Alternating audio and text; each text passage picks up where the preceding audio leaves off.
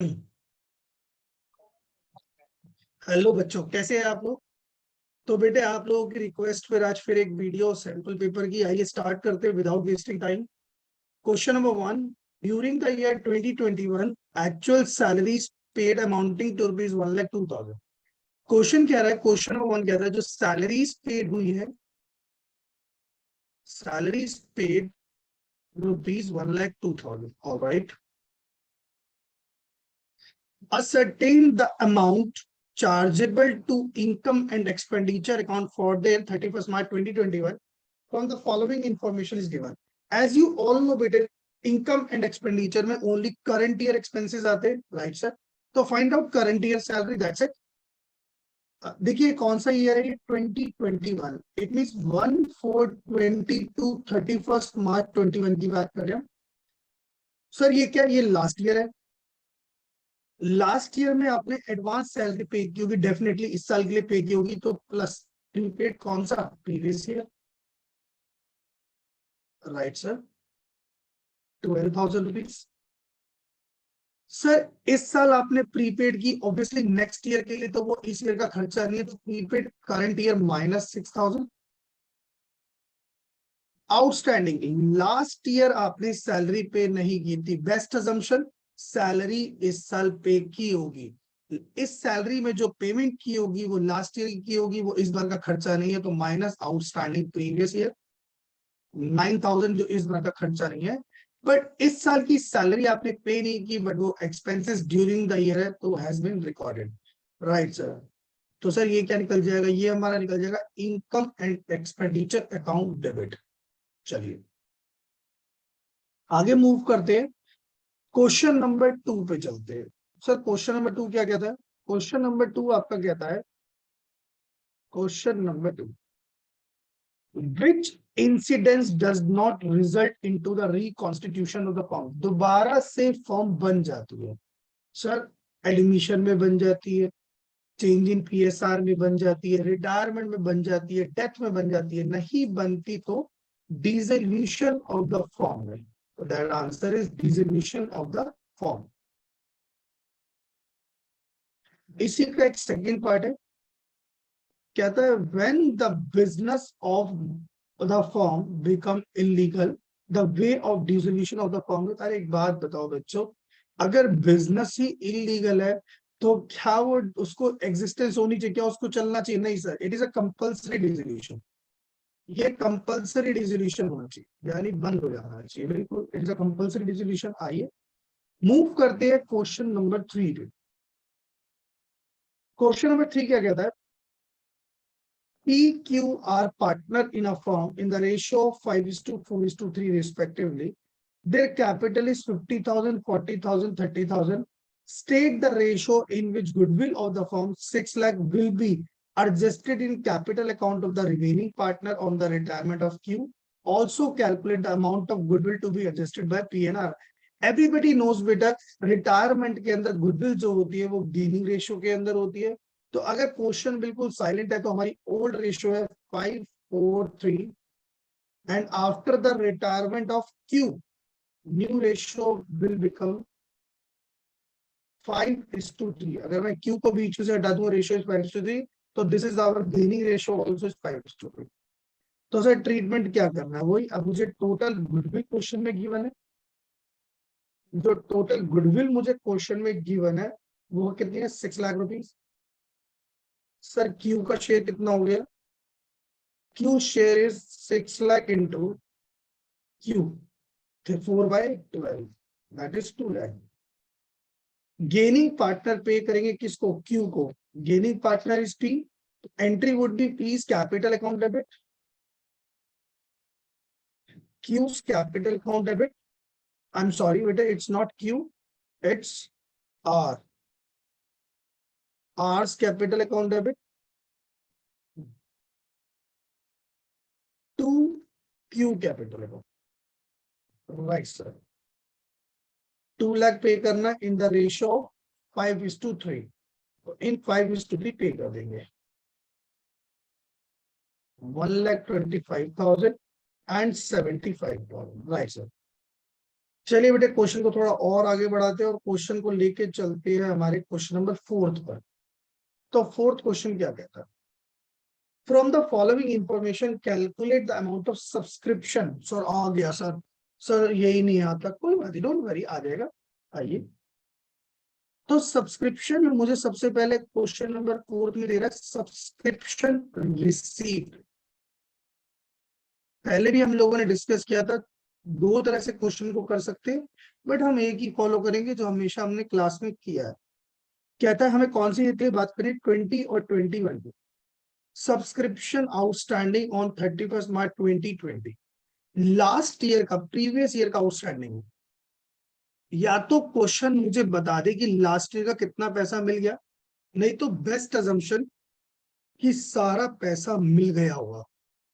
बिल्कुल लास्ट में क्वेश्चन एक बात बोलिए, 4000 is still in arrear for 1920। एक बात बताइए, अगर प्रीवियस ईयर का 14,000 आउटस्टैंडिंग था और कह रहा है 4,000 रुपए अभी भी लेने हैं, तो इसका मतलब कितने मिले होंगे, 10,000। तो जो रिसीव हुआ उसमें जो पिछले साल का आउटस्टैंडिंग था वो सिर्फ कितना रिसीव हुआ, 10,000, तो वो इस बार का इनकम नहीं है। Subtract subscription outstanding on, on का मतलब है balance sheet, as on, total outstanding की बात चल रही है यहाँ पे, टोटल की। एक बात बताओ, अगर 7,000 में, एक चीज तो हमें पता है, 4,000 अगर प्रीवियस ईयर के नहीं मिले तो बताना करंट ईयर के कितने होंगे, डेफिनेटली बेटे 3,000। एक बार फिर से, जो टोटल 7,000 टोटल आउटस्टैंडिंग है उसमें से 4,000 पिछले साल का है। सर कैसे पता है, ये बताया ना क्वेश्चन है लास्ट वाली लाइन पे।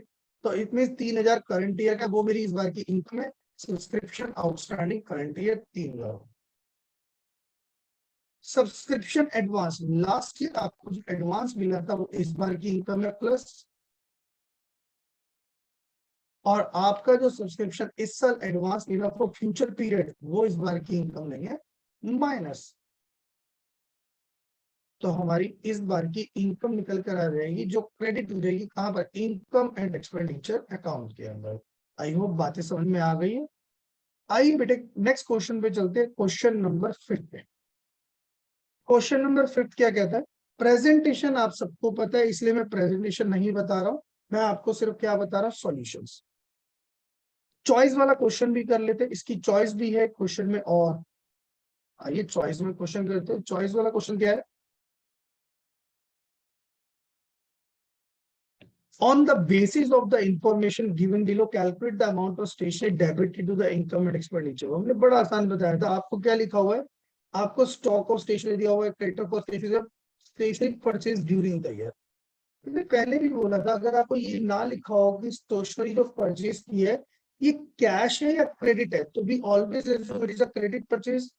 अगर क्रेडिट परचेज तो there is no relevance of opening and closing creditor, तो simply opening stock is 8,000 plus purchases 47,000,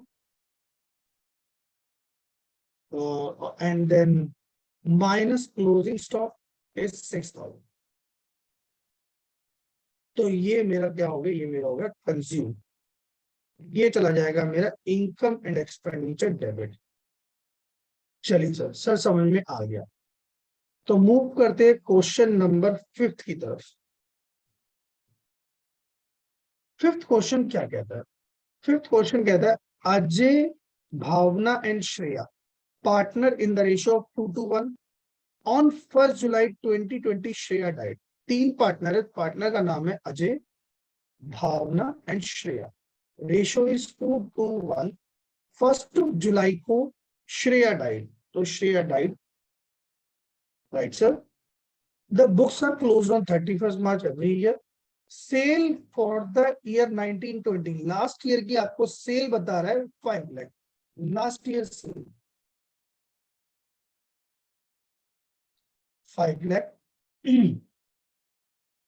and that from 1st April to 30 June 140। कहता है जो current year till the date of death, वहां की cell जो है that is 140। आगे question कहता है the rate of profit during the past 3 years had been 10% sale. कहता है औसतन अगर माने तो हर साल 10% सेल का हम लोग क्या कर लेते हैं, कमा लेते हैं। Since Shreya legal representative was her only son, who is specially able. It was decided that the profit for the purpose of settling Shreya's account is to be calculated 20% of sale. किसी specific condition में बोल दिया गया इस बार cell पर 20% का profit consider करेंगे because of disability of child. कोई प्रॉब्लम नहीं है. अगर मुझे करंट ईयर की यानी जिस पीरियड में श्रेया एक्सपायर हुई, दैट इज 1 अप्रैल टू 30 जून, इस पीरियड की सेल मुझे कितनी दी? 140. तो प्रॉफिट निकल जाएगा यहाँ पे. जी सर. तो प्रॉफिट हो गया 140 का डायरेक्ट 20%, 28,000. और जब प्रॉफिट हो गया तो आगे कह रहा है कैलकुलेट शेयर ऑफ प्रॉफिट. वो तो हमने निकाल दिया. And pass the journal entry. क्या कहीं भी क्वेश्चन के अंदर कोई ईयर चेंज हो रहा है? और sorry, I am sorry, ratio change हो रही है? नहीं सर. जब रेशियो चेंज नहीं होती तो एंट्री किससे करते हैं? P&L सस्पेंस से. तो P&L suspense account debit to Shreyas capital account. जी सर. सर अगर रेशियो चेंज हो जाती तो फिर गेनिंग पार्टनर देते. यही 28,000 का प्रॉफिट गेनिंग पार्टनर दे देते. आई होप इतनी बातें आप लोगों को समझ में आ गई. आइए मूव करते क्वेश्चन नंबर 6 पे. Ram limited issued 8% debenture of 7 lakh of 100 each at the 10% discount redeemable after 5. Confuse मत हो जाओ. ये redeemable 5 days का मतलब है 5 साल बाद इसका पैसा लौटाना है, भुगतान करना है. तुम्हें नहीं करना है, तुम्हें प्रेजेंट की बातें करनी. It also issued 5% debenture of rupees 3 lakh 100 each at 10% premium, redeemable after 11 months. कहता है दो तरह के क्वेश्चन दिया है आपको. एक 7 लाख के डिवेंचर है और एक 3 लाख के डिवेंचर है. एक डिवेंचर 5 साल के लिए इशू हुआ, एक 11 महीने के लिए हुआ. ठीक है. ये डिस्काउंट पे हुआ और ये प्रीमियम पे हुआ. चलिए ये क्लियर है इतना. आई होप इसमें कोई दिक्कत नहीं है आपको. Answer the following question. Debenture which are to be repaid within 12 months are shown under the main head. एक बात बताइए, बचपन से पढ़ रहे हो 11 महीने वाली क्या होती है? 12 महीने के भीतर भीतर करंट लायबिलिटी होती है, 12 महीने से ऊपर फिक्स लायबिलिटी होती है. तो अंदर head of current liability. Sir सब हेड कौन सा लग जाएगा? सब हेड लग जाएगा हमारा शॉर्ट टर्म बोरोइंग का. सर वैसे ही सवाल पूछा जा सकता है, मुझे नहीं लगता ये सवाल पूछा जाएगा. उसका रीजन है क्योंकि ये आपका टर्म 1 में पूछा जा चुका है. फिर भी चलिए कोई बात नहीं. Calculate the amount to be shown as long term borrowing. Definitely बेटा जो 5 साल के लिए इशू किया गया वो लॉन्ग टर्म बोरोइंग है, that is 7 lakh rupees. Long term. जो लंबे समय के लिए वो हमारी लॉन्ग टर्म, जो छोटे समय के लिए वो हमारी है शॉर्ट टर्म. आई होप इतनी बातें आपको समझ में आ चुकी है. चलिए आगे बढ़ते. इसी का चॉइस का एक पार्ट है क्वेश्चन नंबर 6 का चॉइस. क्वेश्चन नंबर 6 क्या कहता है? क्वेश्चन नंबर 6 कहता है, ध्यान से पढ़िए क्वेश्चन नंबर 6 को, चॉइस को. On 1 April 2021 moon limited issued 40,000 8% debenture of 100 each at a premium of 5%. The full amount received on application were received for the debenture issued and allotment was made. The debentures are redeemed at par 5 years. Pass journal entry in the books of the company show how the figures will appear in the balance sheet. Question बिल्कुल easy है. Directly question बोल रहा है 100 रुपए का एक share जो premium पे इशू हुआ है. और क्वेश्चन अगर साइलेंट तो डेफिनेटली पार पर ही रिडीम होता है. Total number of debenture 40,000. तो और क्वेश्चन है बोल भी दिया रिडीमेबल एट पार. बोला भी नहीं भी बोलता तो भी हम पार मान लेते. एंट्री बेटे आपको करनी आती है. बैंक अकाउंट डेबिट लमसम है, एप्लीकेशन एंड अलॉटमेंट कंबाइंड हो जाएगी. Bank account debit to debenture application and allotment account 40,000 into 105. और देन उसके बाद debenture application and allotment debit obviously 40,000 into 105 to 8% debenture to securities premium reserve. Face value जाती है debenture में that is 100 रुपए और प्रीमियम में जाएगा premium account that is 5 rupees. तो this is 40 lakh and 2 lakh. Total is 42 lakh. 42 lakh. Question है पूछा इसे बैलेंस शीट में कैसे शो करेंगे, ये आपकी हो गई बैलेंस शीट। बैलेंस शीट में सबसे पहले आ गई नॉन करंट लायबिलिटी, और नॉन करंट लायबिलिटी में आ गई लॉन्ग टर्म बोरोइंग। एक नंबर यहां बनाएंगे नोट्स टू अकाउंट्स, और नोट्स टू अकाउंट में क्या लिखेंगे यहाँ पे 8% डिबेंचर, कितने के 42 लाख के, 40 लाख के, नॉट 42 दैट इज 40 लाख। तो सर फिर एसपीआर, एसपीआर एक और हेड आ जाएगा रिजर्व एंड सरप्लस, तो रिजर्व एंड सरप्लस में एसपीआर आ जाएगा, ये आपको आता है। सर अगले क्वेश्चन पे चलते हैं। अगला क्वेश्चन क्या कहता है, Sanchit, Udit, Armaan, Vatsal are partner in the ratio 2-3-1-4. Vatsal decided to retire of the firm. He surrendered 2/3 of his share in favor of Arman and remaining favor of Udit.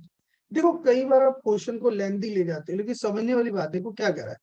He surrendered 2/3 of his share. कौन? वत्सल। वत्सल का share कितना, 2 और 3, 5, 6 और 10। वत्सल का share है 4/10 into 2/3, that is 8/30।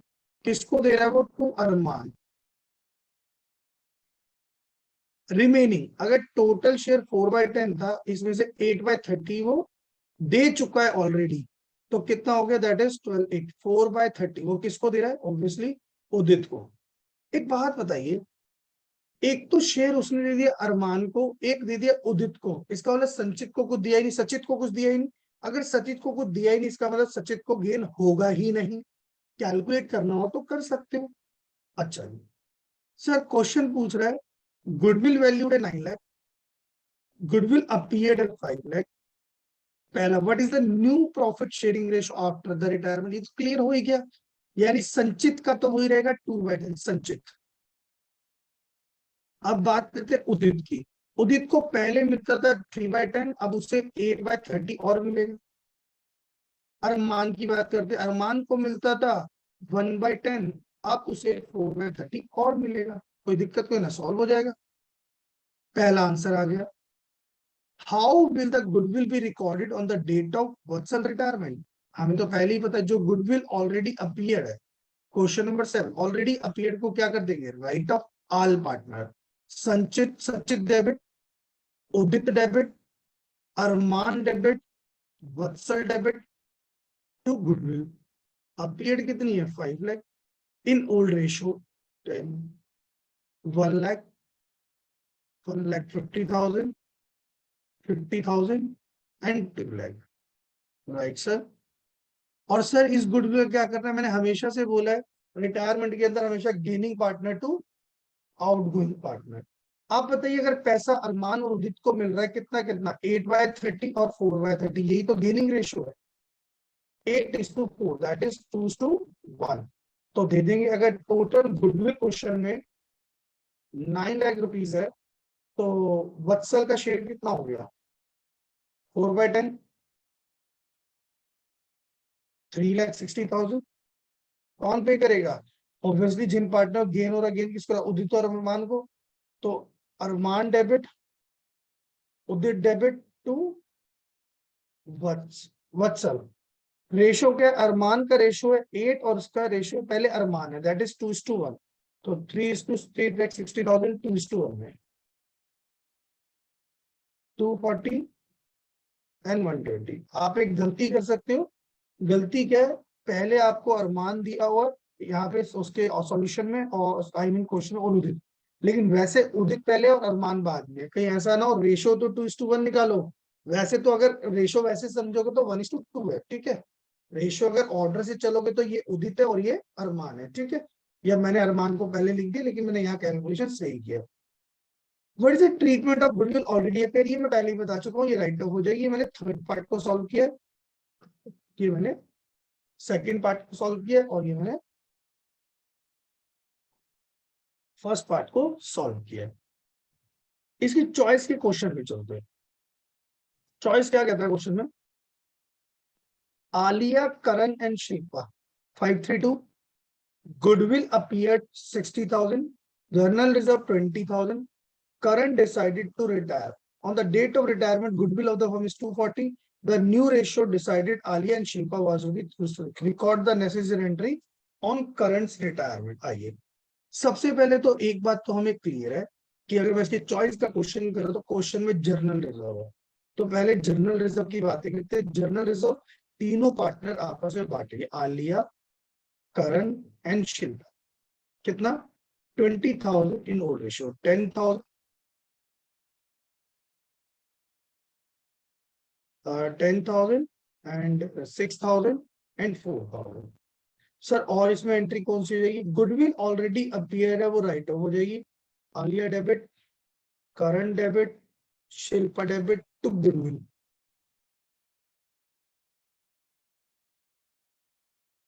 Sir कितना कितना हो जाएगा? गुडविल अपीयर है 60,000, 30,000, 18,000 एंड 12,000। Ji sir. ऑलराइट, अगर एक बात बताओ, क्वेश्चन के अंदर मुझे न्यू रेशियो गिवन है तो मुझे सबसे पहले क्या निकालनी पड़ेगी? Second gaining ratio. तो आइए, अगर करण रिटायर हो गया तो आलिया का गेन कितना होगा? New ratio minus old ratio minus के 1/10। सर ये तो सेक्रीफाइस कर रहा हूं, ठीक है अभी कर लेते। देन उसके बाद Shilpa's gain, new ratio minus old ratio,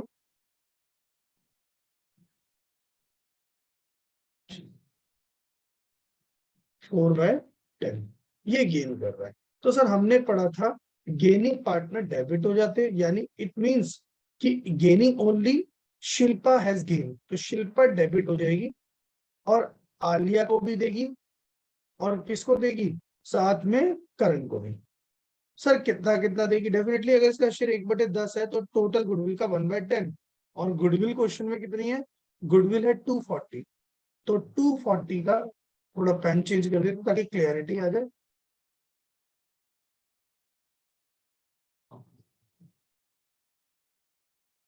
240 का 1/10, 24,000 इसको। और करण का शेयर कितना? करण का शेयर है 3/10, 72, टोटल 96। आई होप बच्चों इसमें भी किसी तरह का कोई डाउट नहीं होगा। आगे मूव करते। एक एंट्री जो आप कर सकते हो, वैसे क्वेश्चन में कैपिटल गिवन होती तो एंट्री अच्छी होती, यानी जो क्या होते हैं करंट की जो capital transfer to current loan account, अगर कैपिटल दी होती तो ज्यादा बेटर था, वरना कोई दिक्कत नहीं है। क्वेश्चन नंबर 8 पे चलते हैं। Karuna Limited took a loan of 30 lakh from a bank against the machine as a primary security 10 lakh and issued 35,000 6% debenture under as collateral security, yani additional security. The company again after 1 year took a loan of 5 lakh 50 lakh from the bank against plant as primary security and deposit 60,000 6% debenture 100 days collateral security. Record necessary journal entry. How will you show the issue of debenture and bank loan in the balance sheet of the company? Question आपको record करने के लिए कह रहा है। क्या record करने के लिए कह रहा है? नंबर 1, आपने पहले लोन लिया 30 लाख का और 35,000 डिवेंचर कोलेटरल रखवा दिए। फिर 1 साल के बाद आफ्टर 1 ईयर 50 लाख का लोन लिया और 60,000 6% डिवेंचर रखवा दी जिसपे, और रिकॉर्ड करने के लिए कह रहा है। तो बेटे यहाँ पर बात चल रही है कि ऑलरेडी 2 साल की बात कर रहा है, यानी after 1 year. It mean 2 balance sheet तैयार होगी, 2 बार एंट्री होगी, तो उसको भी एक बार क्लियर कर लेते हो। तो बात कर रहे हैं हम क्वेश्चन नंबर 8 की। अगर मैं सिर्फ फर्स्ट ईयर की बात करूं, फर्स्ट ईयर में लोन लिया, bank account debit to bank loan. आपने लोन लिया कितने का? आपने यहाँ लोन लिया 30 लाख का। Alright,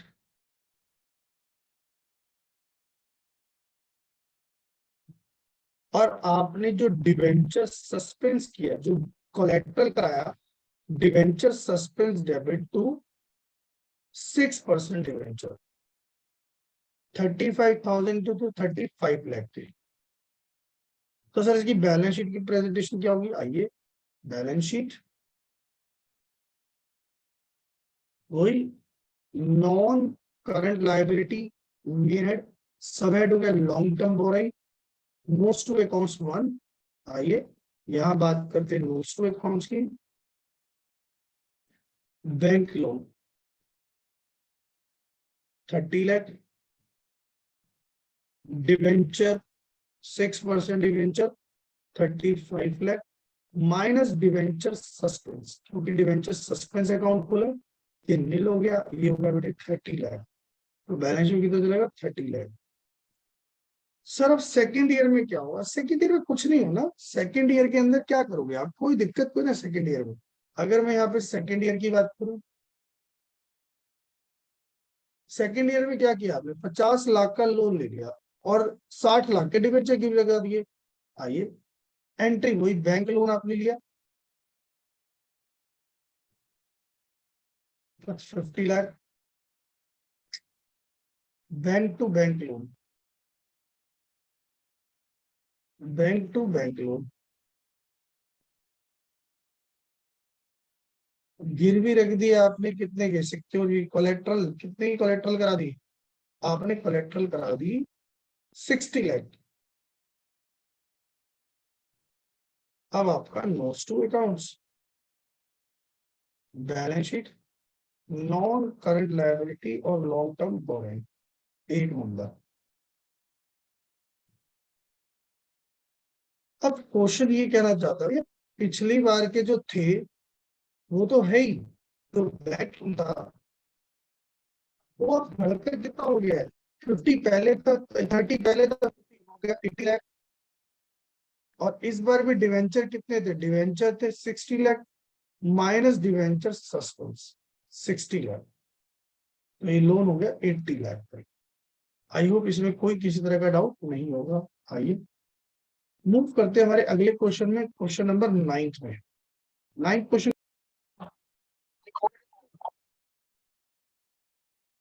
from the given recipient payment account, additional information of sign club for the 31st March 2021, prepare income and expenditure account and balance sheet. Question हमसे income and expenditure balance sheet पूछ रहा है।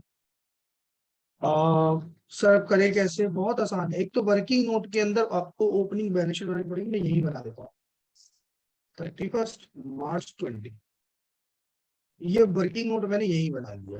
ठीक है, और फिर वर्क में यहाँ कर लेता हूँ क्वेश्चन नंबर 9। एक तो मुझे बनाना है इनकम एंड एक्सपेंडिचर अकाउंट। बहुत बच्चों की क्वेरी आती है सर बैलेंस शीट वाले क्वेश्चन नहीं होते, कोई बात नहीं, कुछ नहीं होता, सब ठीक है। और ये बैलेंस शीट है 31 मार्च 21 की। चलिए, सबसे पहले बोल रहा है furniture and equipment were purchased on this date, depreciation 10% per annum was to be provided on furniture and equipment. जो फर्नीचर और इक्विपमेंट 1,22,000 के खरीदे 1 अक्टूबर, तो उस पर डेप्रिसिएशन लगेगा 1 अक्टूबर से।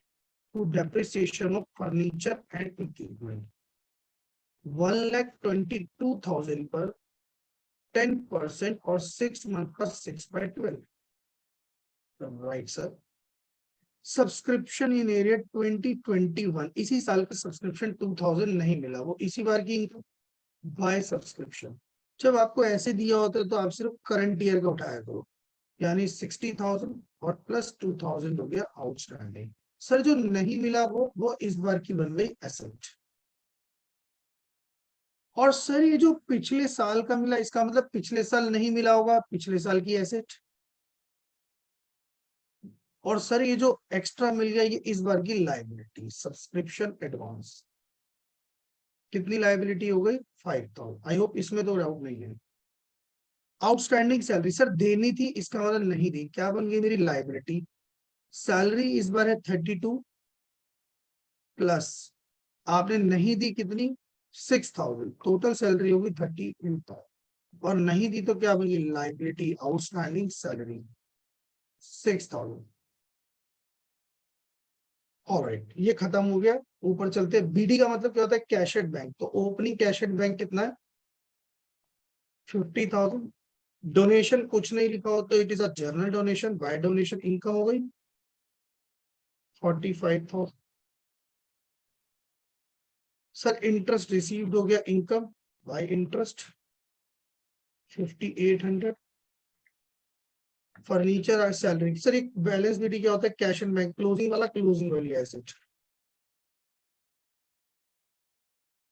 अब करना क्या है? करना कुछ नहीं है, सबसे पहले आपको ओपनिंग को क्लोज करना है और ओपनिंग से क्या निकल कर आएगा? कैपिटल फंड बैलेंस ये हो गया 51,600।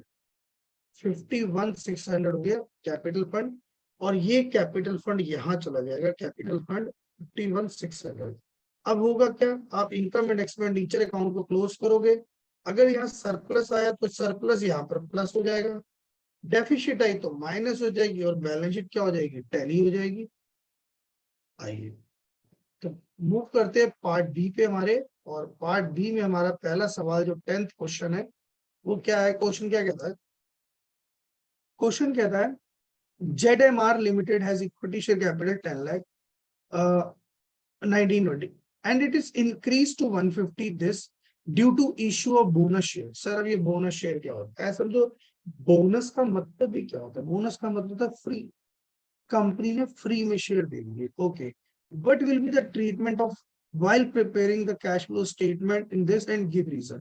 सबसे पहले there is no treatment in cash flow statement because there is no cash flow in this case। मैंने अभी बताया ना, फ्री दे दिया, जब फ्री दे दिया तो कैश का फ्लो ही नहीं हुआ, कैश का फ्लो नहीं हुआ तो रिकॉर्ड क्यों करेंगे? आइए सेकंड पार्ट पे चलते। आपको डिवेंचर दिए हुए क्वेश्चन में, the debenture were redeem on 1 अप्रैल 2020। क्या मतलब इसका? यहाँ देखिए आप, ये 1/4/20, ये 31 मार्च 21, यहाँ 150 के थे और यहाँ पर 1 लाख थे। कहते साल के शुरू में 50,000 रिडीम कर दिए। Find out the cash flow from financing activity. अगर रिडीम कर दिए तो सबसे पहले 50,000 का आउटफ्लो तो ये हो गया, और दूसरा आउटफ्लो हो गया ब्याज। साल के शुरू में रिडीम कर दिया तो पूरे साल भर कितने थे? 1 लाख। 1 लाख का 12% 12,000, तो टोटल जो आउटफ्लो हुआ वो 62,000। फाइनेंसिंग एक्टिविटी में जो आउटफ्लो हुआ वो 62,000 का हुआ। कोई मेजर क्वेश्चन नहीं है। आइए स्टार्ट करते अगला। Following information is expected from the P&L Crypto Finance Limited is to fill in the missing figure। Missing figure आपसे पूछ रहा है। आई होप मिसिंग फिगर में कोई आपको दिक्कत नहीं होनी चाहिए, फिर भी देख लेते हैं अगर कुछ ऐसी चीजें हैं जो आपसे ना हो उसको कैलकुलेट कर लेते हैं। अगर बेटे ये लास्ट ईयर 10 लाख था और बढ़कर 2 लाख हो गया तो डेफिनेटली ये 12 लाख हो गया होगा, राइट।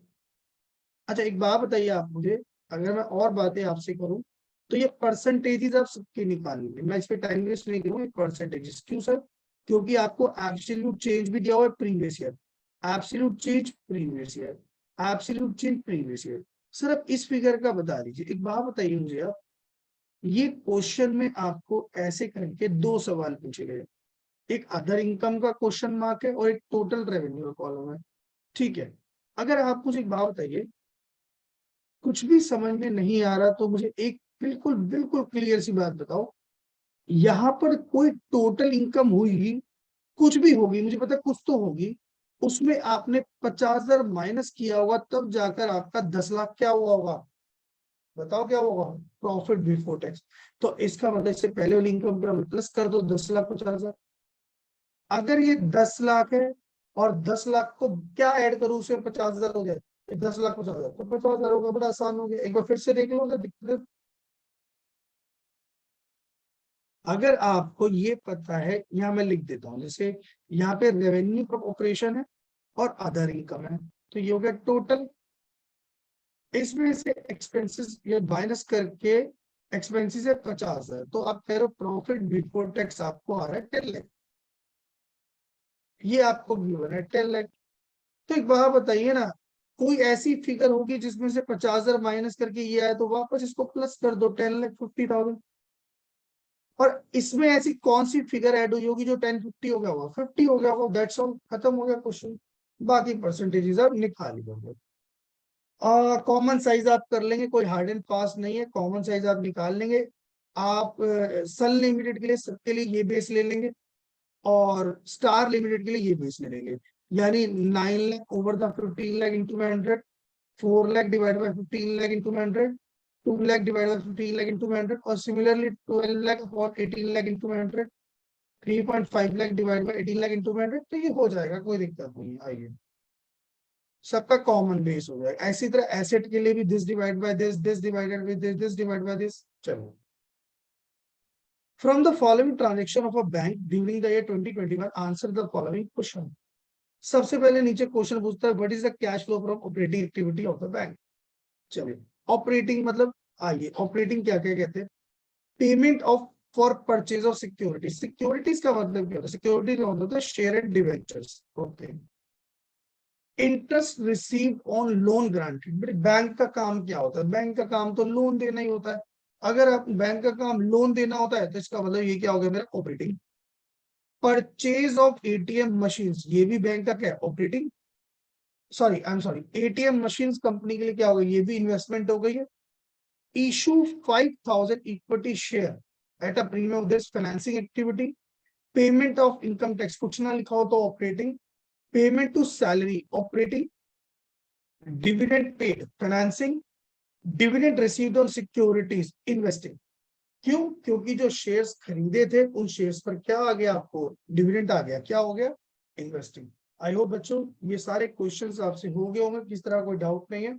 मैं बहुत जल्दी आज कल जैसे भी होगा बहुत जल्दी बाकी बचे हुए सैंपल पेपर का सॉल्यूशन लेके आऊंगा। तब तक के लिए thank you very much, good day.